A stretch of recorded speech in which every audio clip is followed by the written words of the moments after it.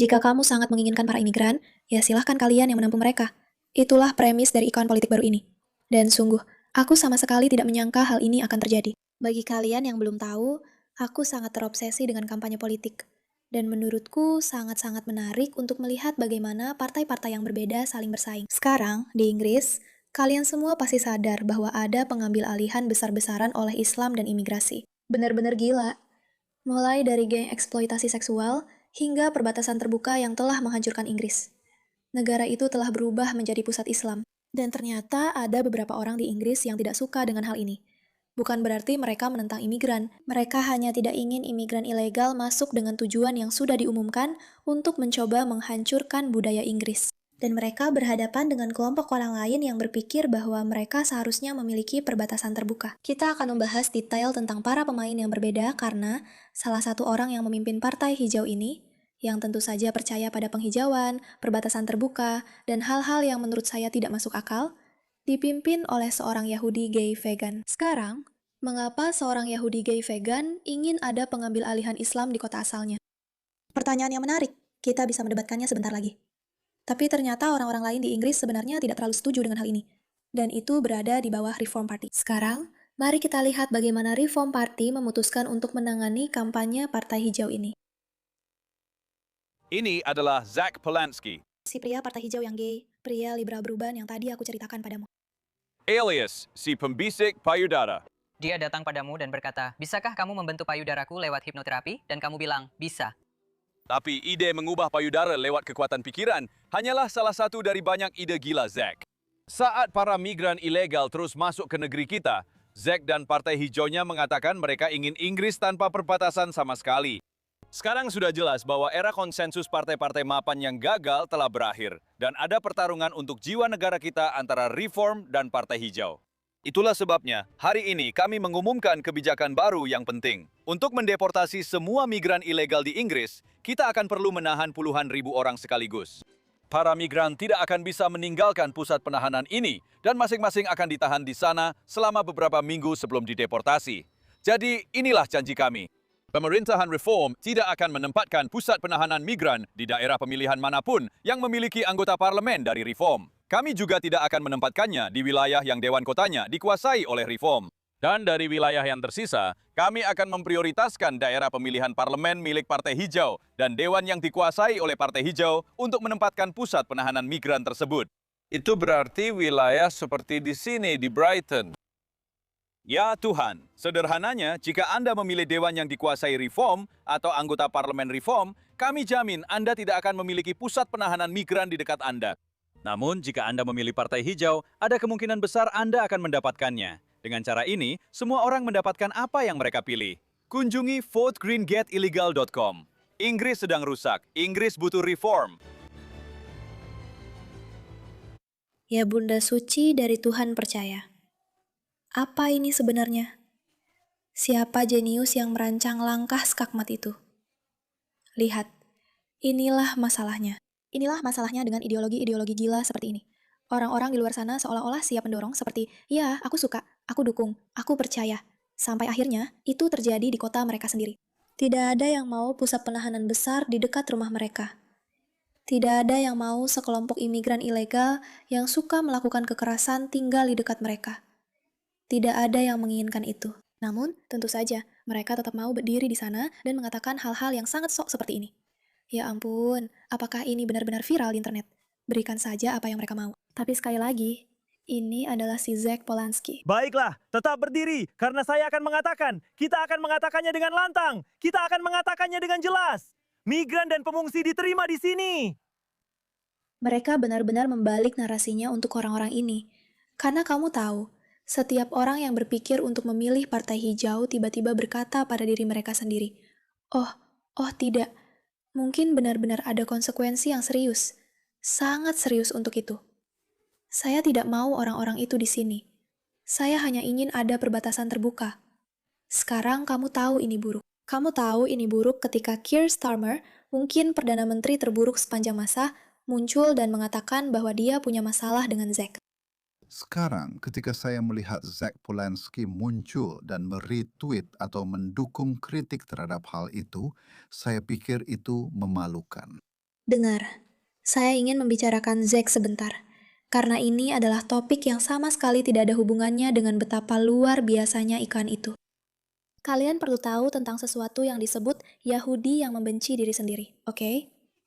Kalian memang perlu tahu tentang Yahudi yang membenci diri sendiri, karena ini adalah topik penting yang perlu dibicarakan. Ketika kalian mendengar tentang orang Yahudi di luar sana yang berbohong dan melakukan hal-hal buruk seperti ini, mereka tidak mewakili semua orang Yahudi kan? Jadi saat ini ada banyak tekanan pada Zack, karena dia secara salah mengaku sebagai juru bicara Palang Merah Inggris. Dan ada laporan besar dari Times yang akan keluar, mengatakan bahwa dia memiliki pemegang kredensial palsu dan dia hanyalah salah satu dari persona palsu yang suka berbohong. Sekarang, aku tidak tahu apa dari video ini yang bisa membuat siapapun berpikir begitu. Siapa yang ada di sini? Ayo, kamu bisa menyelesaikannya. Bukan seperti manusia yang layak jadi politisi. Maksudku, apa-apaan ini?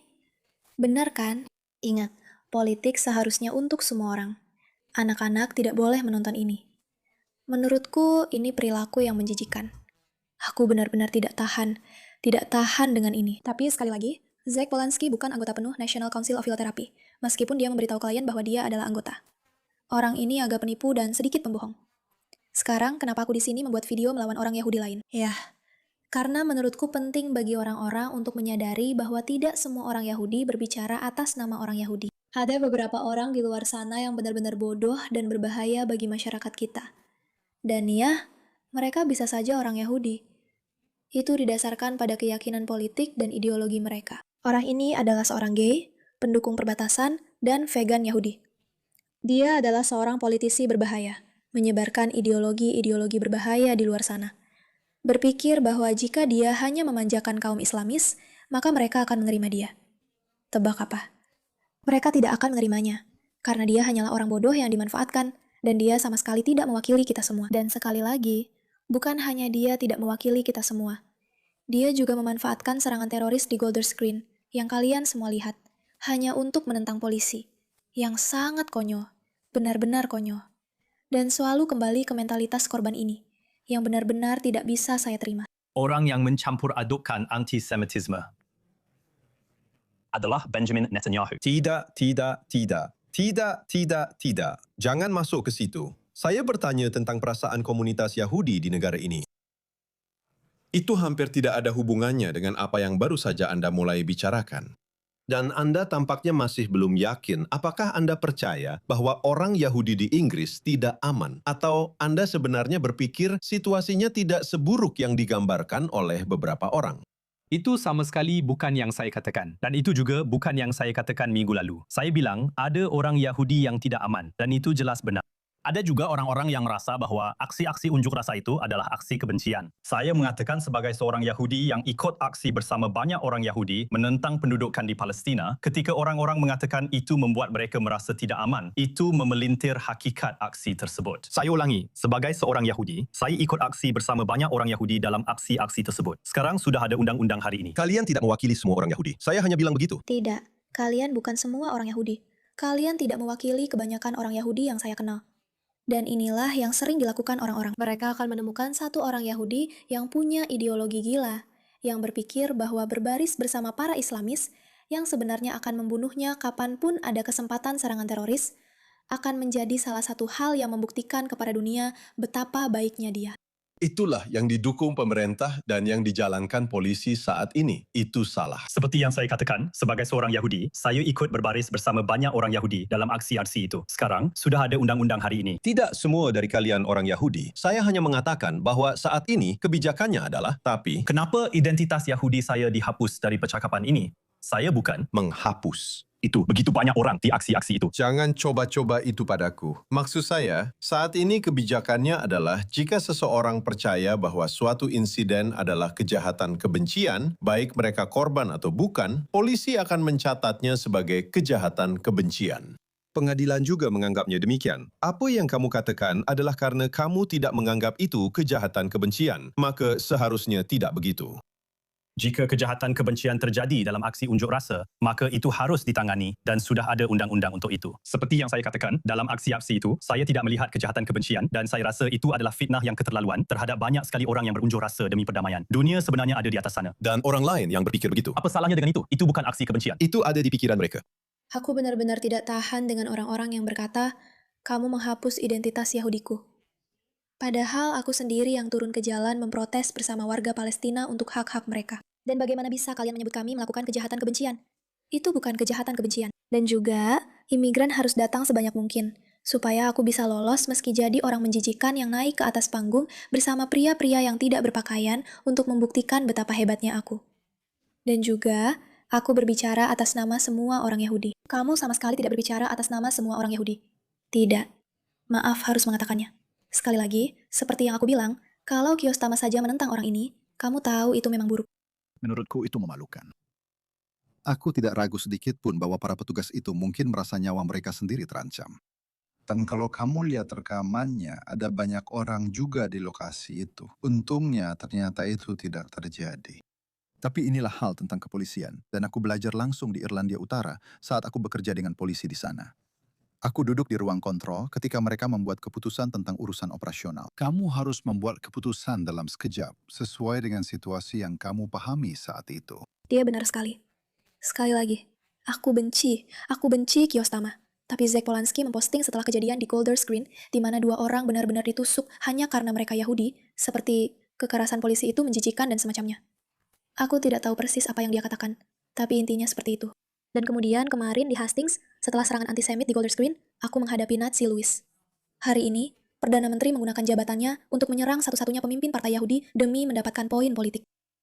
Berhenti berpura-pura bahwa kamu adalah wakil semua orang Yahudi Zach Polanski, dan mulailah menghadapi konsekuensi dari tindakanmu. Iklan ini, yang menjadi awal dari semuanya, yang menyebarkan gagasan bahwa jika kamu akan memilih hal-hal tertentu, kamu harus siap menerima akibatnya.